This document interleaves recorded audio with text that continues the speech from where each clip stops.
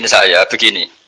Saya akan cerita tentang argumentasi ilmiah bahwa ahli sunnah wal jamaah itu luar biasa. Saya di Jogja berteman banyak para profesor, para doktor, termasuk akademisi sosial yang mungkin pernah di mana-mana.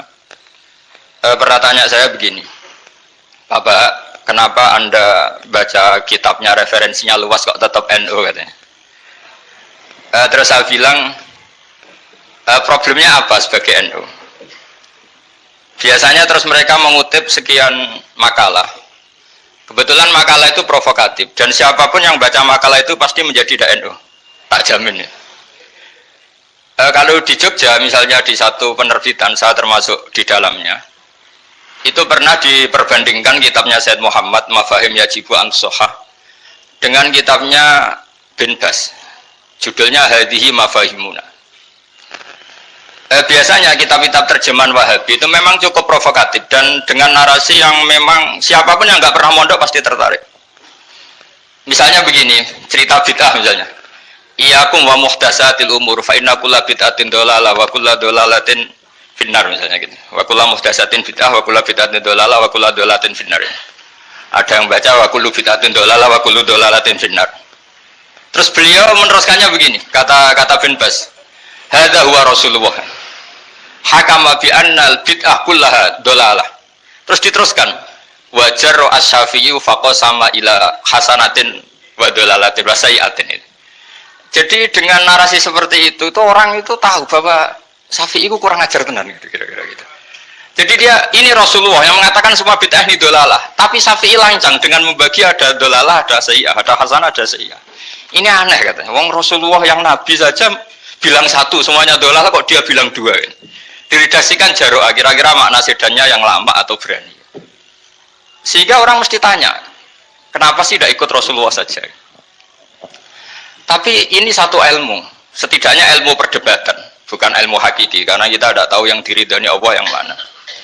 Tapi kemudian Said Muhammad dalam kitab Abu Abdul Faros, juga dalam kitab-kitab beliau, menyanggah itu dengan mengatakan, jika makna bid'ah adalah yang nggak pernah dilakukan Rasulullah, itu salah besar. Terus beliau cerita sekian hal, termasuk yang diceritakan adalah ada seorang sahabat ketika sholat dengan Rasulullah tidak pakai doa mainstream, yaitu ketika i'tidal sahabat tadi bilang alhamdulillah hamdan katsiran thayyiban mubarakan fi.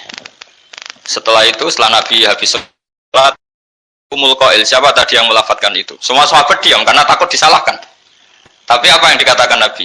Tidak, saya tidak akan menyalahkan. Saya tadi melihat isna asra malakan. Saya tadi melihat 12 malaikat. Yabtadiruna ayyuhum yaktubu awwalu.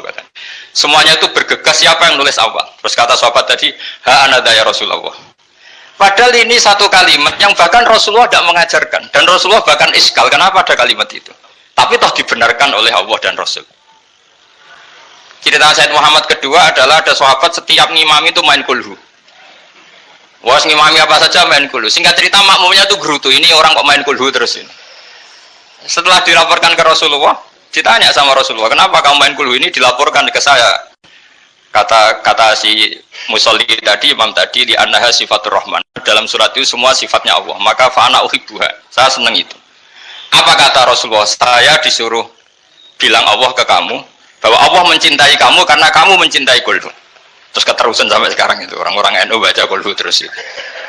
Karena sekali baca idza samsu kuwirat mesti keponting gitu. Tapi artinya itu dibenarkan Rasulullah min ghairi sabqi ta'limin minhu, tanpa ada pelajaran dari beliau.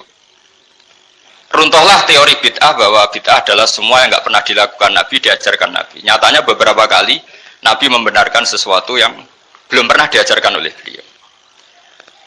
Masalahnya adalah tidak semua orang baca kitabnya Said Muhammad atau baca tidak paham.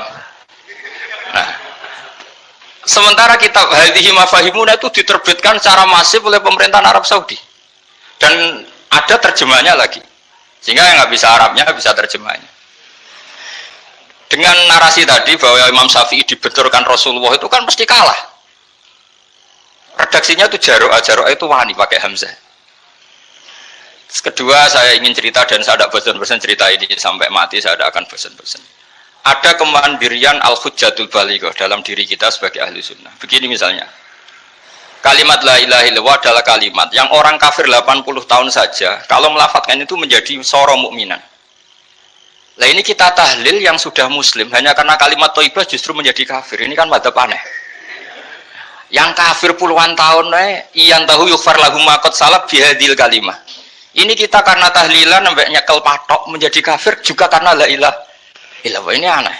Kata kalimatun sing yakunu bihal kafiru musliman menjadi kalimatun yakunul mukminu biha kafirun. Ini kan kaidah yang aneh.